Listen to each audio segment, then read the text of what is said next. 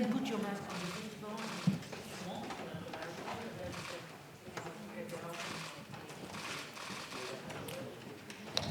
Hello.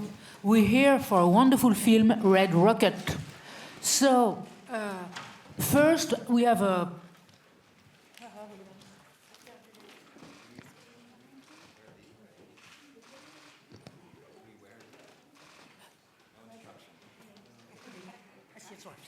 Hello. So, to start with, we have a lot of people from the film sitting here. We have Samantha Kwan, Alex Coco. She's... Yeah, great. Xing Tzu, Alex Sachs, Heather Sechrist, I hope I don't mispronounce your names, guys, Anad Bedayo, Adam Kirsch, and Eta Party, Carmen Irabian, last but not least. And then, at the table, we have Brittney RODRIGUEZ, Suzanna SON, Bree ELROD, Simon Rex, Mr. Saber, and last but not least, Sean Baker. So I will start with the first question. That will be for all of you. Why Kansas? Why did you choose Kansas for it? We didn't, but... You didn't? It takes place in Texas. Texas, sorry. Oh. Kansas. Why Texas? Should I just... I'll speak to that. I was very drawn to the Gulf Coast. There was something there, something to do with the fact that it was such a heavy industrial American city that we found in Texas City. I wanted to use it as a backdrop for many reasons that can be interpreted by the audience, quite honestly. But I also found, one of my wonderful producers here, Alex Coco, and I took the initial drive to Texas, and we didn't know where we were actually going to have this film take place. We knew it was somewhere on the Gulf. So we went to Corpus Christi, which is very south. We loved it, but we wanted to see the whole coast, and we drove north until we landed in Texas City and really realized that I think that we knew we found our location. Texas City calls themselves the all-American city. They also call themselves the city that cannot die because they've had more than a handful of disasters. And it wasn't just Texas City, it was the surrounding area, Galveston, Lamarck. And this area, for me, has a really rich history. And that was one of the themes of this film, history. And so it just became a perfect marriage. I feel that Texas City and the surrounding area became a character in the film. Yeah. And why the film before the election, before the Trump election? Why did you choose that particular period of time? I want to a shout out to Roberto Minervini, who's a wonderful Italian director, Italian-American director now. He's a documentarian, and he made a film called The Other Side, which had a major impact on me, and I think you can see influences of that film in my fiction work. And The Other Side was shot around the same time, 2016, pre-election. And watching the way that people interacted, the way that people spoke about the upcoming election, in hindsight, was fascinating to me. Because I think, no matter what side of the aisle you're on, I think in the US we did not see the Trump win come. Whether that's for good or bad, I'm not stating that. I'm just saying that the polls told us that Clinton was going to win, and I think up to the last minute, most of us thought so. So it was a major twist, almost like a movie twist. And so looking back at that time, it was almost like looking back at an innocence, looking back at a naivete, and so I found that a fascinating way of structuring of where to place my film. So yes, yeah. So a few questions from the floor, maybe?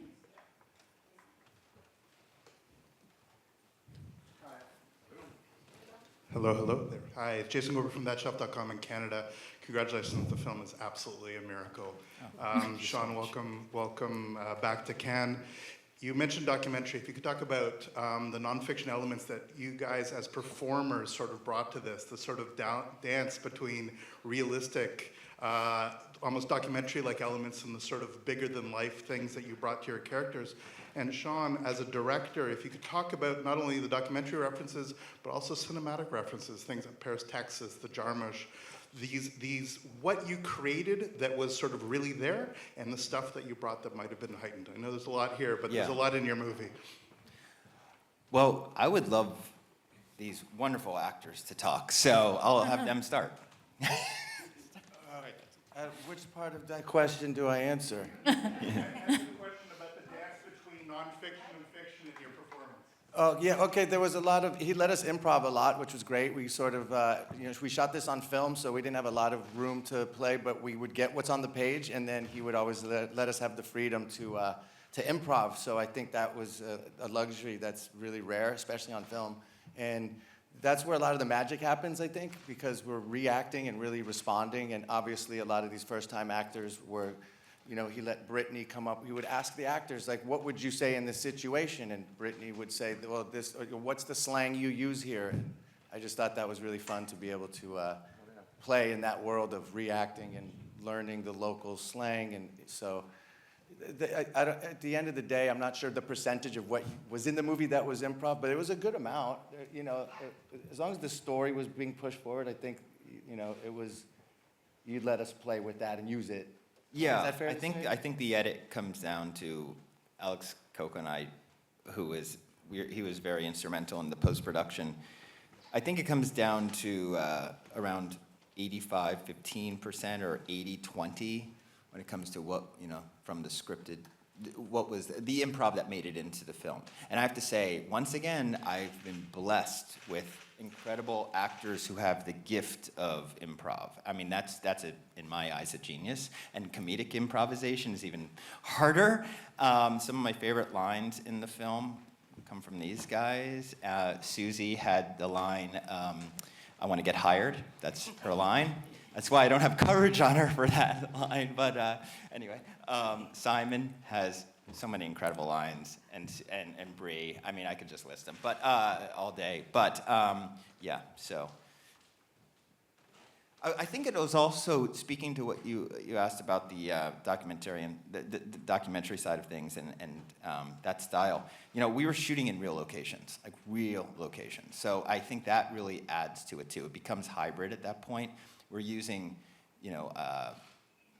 we're mixing professional actors with first-timers. That's a big thing.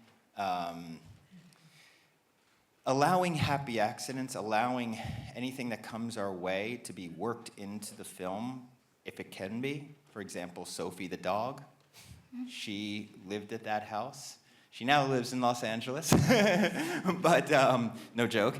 It's a long story, I'll tell you sometime. But Sophie, for example, we didn't have that in the script that the Lexi character has a dog, but it just happened to be that. And suddenly that Sophie actually became almost like the audience or became the straight man, and so things like that. And the film is littered with those sort of hybrid moments.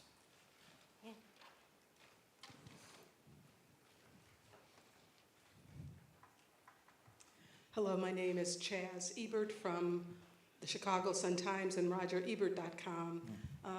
Thank you for this film. I wanted to ask you, Sean, what is your attraction to a certain, I'm going to use the word underbelly of life, in Tangerine, the Florida Project, and this movie, people that you don't get to see as often, and you do such a great job highlighting them. And for Simon and Bree, I wanted to ask, and Suzanna actually also, because you were amazing in this film. I once accidentally came upon the adult awards in Las Vegas. I was there, and the people were so happy. They really thought it was, I mean, it really was their Academy Awards. And I talked to Miss Orgasm and some of the others. And I also talked to Mark Wahlberg after Boogie Nights. I wanted to ask Simon and Bree and Suzanna how you prepared for your roles as porn stars or future porn star. And Simon, was that a prosthetic?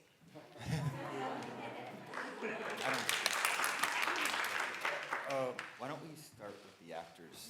Yeah, I'd say that I took this role very seriously. I did a ton of research, and I watched a lot of porn, and I watched a lot of porn documentaries because I wanted to honor the profession, and I wanted to know the world as much as I could. I think you're absolutely right. I think those are huge awards. And so I just wanted to bring that into Lexi. Even though she is a former porn star, it is still a part of her. And I wanted her sexuality to be very comfortable with Mikey. I wanted them to have a familiarity. And it was just so wonderful working with Simon because I feel like we were able to find that together. But I really, that's what I did to prepare for that. And I'll say I didn't really do much to prepare, to be honest. This happened very fast for me to get this role. It happened, I didn't have much time to even memorize the script, much less rehearse. It just was it just kind of happened, and I just sort of played it wasn't really about like digging into the character of like his past as much as it was his personality that I wanted to make interesting and to make him a likable asshole, if that makes sense. Because you want to root for the guy, but he has to be unredeemable.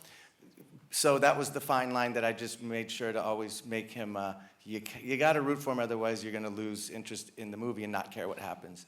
And I'm not going to answer about the penis. I'll let it be a mystery. Oh, we are very disappointed. I think that maybe my past was my preparation for Strawberry's character, and yeah. Yeah, I've been that 17-year-old girl who's so curious about strip clubs and posting pictures online and doing that. So, yeah. And then to answer your question regarding perhaps communities that are underrepresented, it really what it comes down to is that it's my reaction to what I'm not seeing enough of, especially in U.S. Film and TV. So and then there is my, I think, intense interest on the underground economy. All of my films cover the underground economy because I find it fascinating that there's a thriving $billion-dollar underground economy in in what we consider the richest country on the earth. A thriving capitalist system. So why is that underground economy happening? Are there people who aren't allowed into the system? And so I want to explore that. And then within the underground economy, of course, one of the main livelihoods that I look at is sex work, because I find that the most fascinating. I find that sex work is seen by some people as an expression of economic freedom, right, and empowerment. And then you have the other side that looks at it as an expression of patriarchal exploitation. So I had to address both of those things in this film and kind of almost allow both sides to see that I'm doing that in the right way, meaning representing those ideas in the right way. We had consultants on this film. We had both adult film stars and sex workers that were not part of the adult film world. And we really, we wanted to hear what they wanted us to do. Meaning I asked them how they wanted the correct representation, what they would, and they read our initial scriptment. It wasn't fully in screenplay format yet, but they read it and they gave us notes which were incredible. Incredible. The fact that I got a note from several of them regarding Strawberry's agency and her command of her own life, and that was very important them, for Strawberry's character to be represented that way. So I hope I answered your question. Thank you. I've got a question for Brittney. Can you tell us a little more about your character, the way you build her? She's very empowered, very powerful. Can you tell us about that, please? Yeah, definitely. Honestly, shout out to Sean for allowing me to have so much creative freedom. And honestly, I just kind of pulled from my younger self. A more, I guess you could say, aggressive version of myself. And I kind of calmed down now. I learned patience. But so I kind of just pulled from my younger self where I didn't care. Like what you seen, it was real emotion. Like that's how I felt, but just not towards him. It was just one of those. And Brittney helped us so much with local details and slang, and I would ask Brittney sometimes.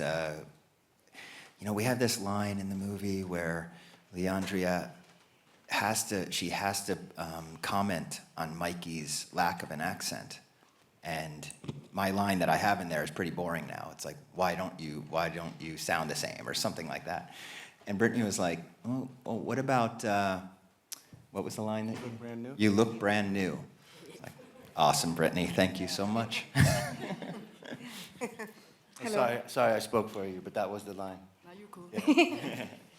Hi, I'm Galia Bogolaski from Chile, from Culturizarte. I wanted to ask you about the backstory. That's very interesting, the way that you present the characters and the story without saying immediately what happened before between the characters and what happened, why he left and all that, and you sort of go, you tell it little by little during the film, and you end up knowing more about their story more at the end. How did that build up of the characters and the narrative of the story?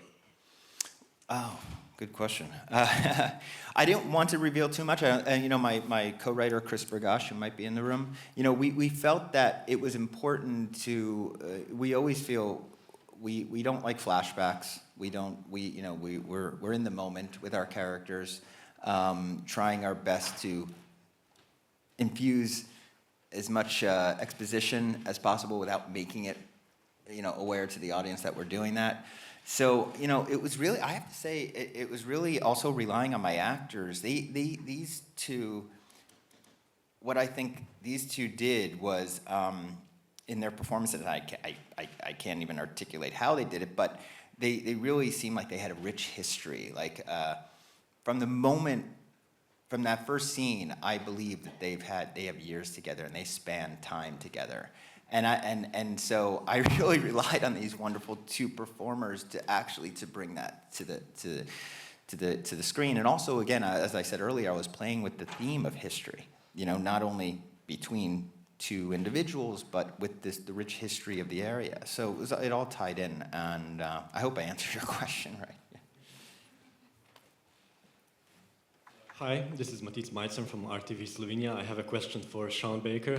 Sean, I might be wrong, but I think there is a tendency in your films to leave the ending a bit open for the audience to decide what happens after the closing credits. So I'd just like to ask, why do you think, from a screenwriting point of view, why do you think it's better to avoid unambiguously happy or tragic endings? Thank you. I just think it's, I like to be challenged when seeing a film. I want to think about the film. If it's incredibly literal, it doesn't allow me to do any of the any thinking after the fact. So I know this looks close to the ending of Florida Project, and in a way, I guess you could say it is. But it was I like the debate that came from Florida Project, the ending of Florida Project. Even though I got so much hate mail and people, 50% of the people seemed to hate the ending, at least there was dialogue, at least there was a discussion about it, and there were so many interpretations that I hadn't even thought about, and I thought that's great. That's film discussion right there. That's discussion. So we tried it again with this film in a slightly different way, but something that would perhaps, anyway, so. You get it? I think it's more challenging for the audience, and ultimately it might be frustrating at first, but ultimately more rewarding for an audience.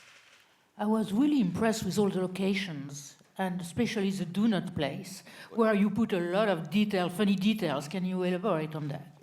Well, location for me is a character. I always take my locations extremely seriously, and as I said before, you know, Alex Coco and I took that initial drive through Texas to find these great locations, and Donut Hole is the one geographical cheat. It's actually an hour and a half north up in Port Arthur, where we met Brittney, and we actually had it scripted as a food truck in the movie. And we were driving by Donut Hole, and it was like one of those moments, back up, what is this place? Then it was a tie in a weird way to another film I made called Tangerine that has, the central location is Donut Time. So there was that little meta thing going on. And then there's this sexual innuendo of the name, Donut Hole. There's a lot going on there. And it happened to be that wonderful, the owners of Donut Hole were incredible, were so gracious. I mean, it was incredible what they allowed us to do, shoot there for a week, and it's one of my favorite locations that I've shot at. What about the sex scenes? They're beautiful and extremely intense. How did you work on that, all of you? Were they natural? Were they... Yeah, well, we didn't really rehearse that. It's always uncomfortable, you know, when you're that vulnerable and naked in a group of people that you kind of just meet, and we got thrown right into some love scenes together, not that deep into shooting. It was pretty quick.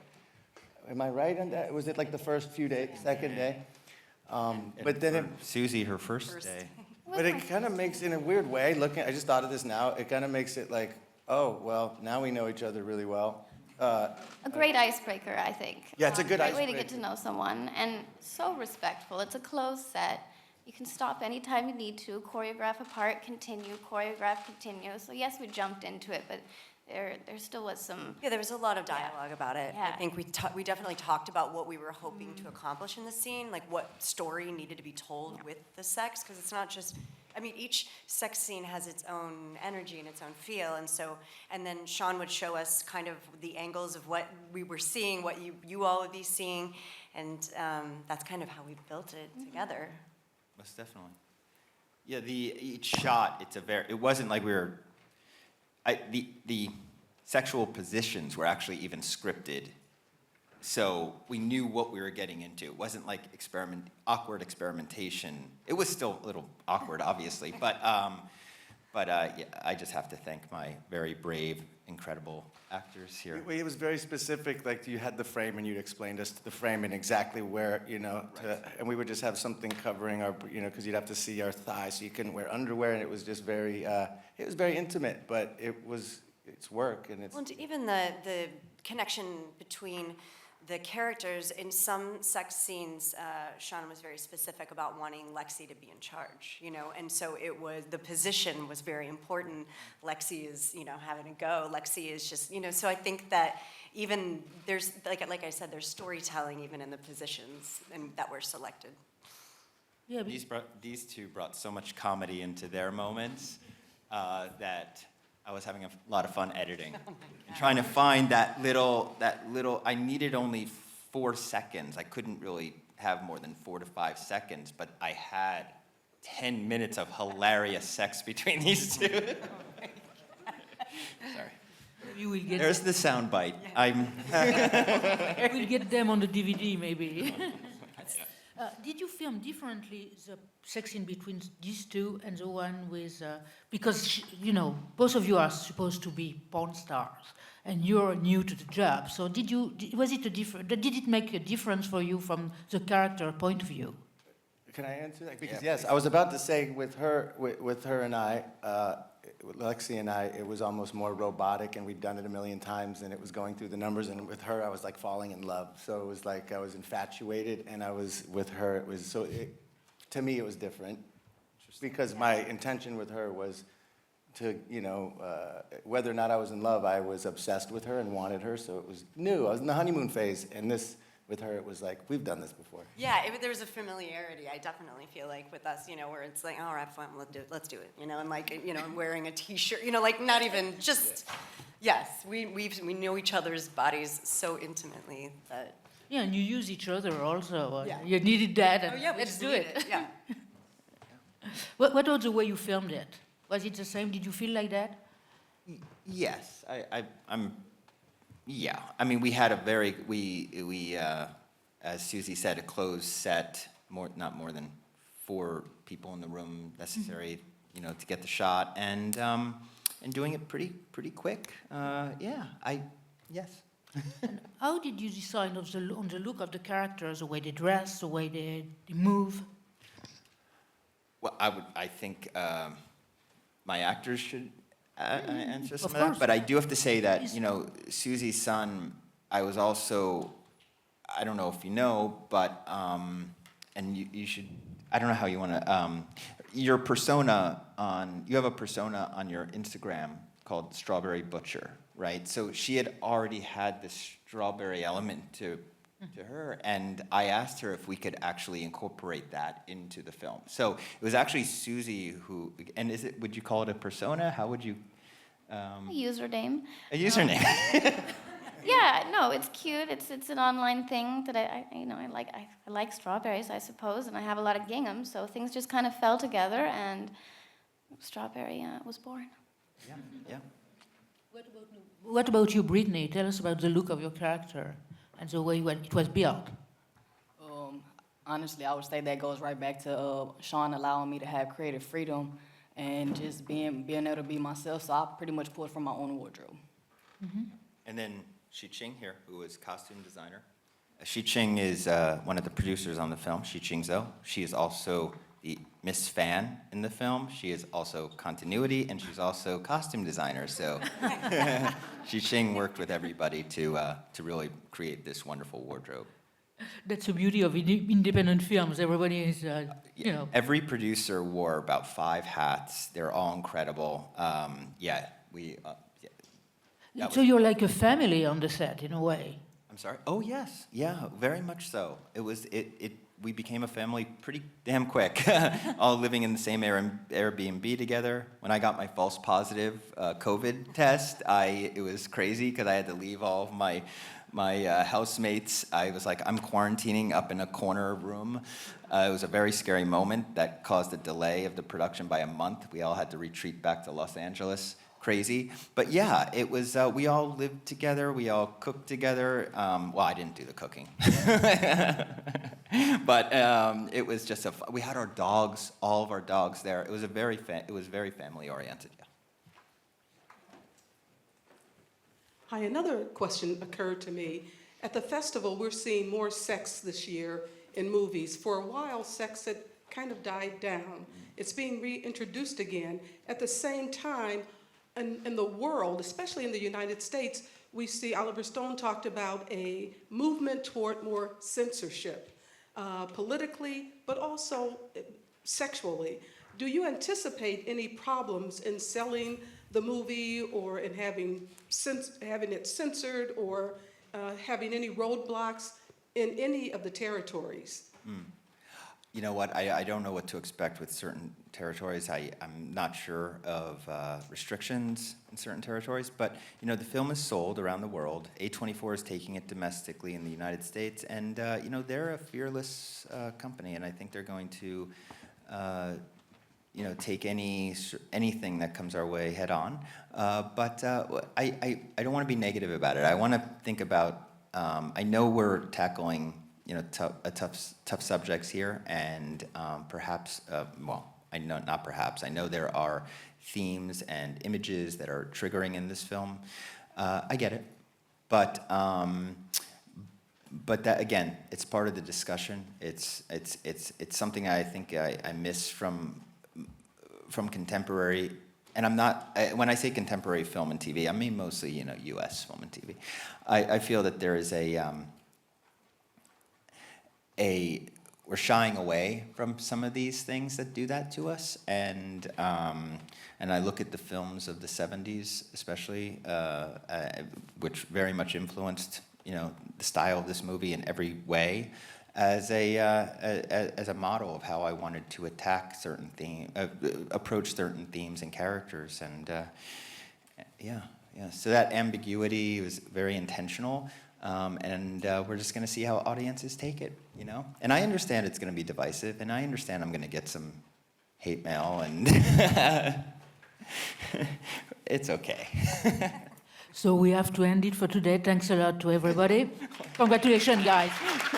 Oh, wait, may I say one last thing? My wonderful cinematographer, Drew Daniels, wasn't able to make it into town, but I have to say that he gave me exactly what I wanted with this film. He is an incredible talent, and to shoot this on 16 millimeter with literally he had a camera crew of two.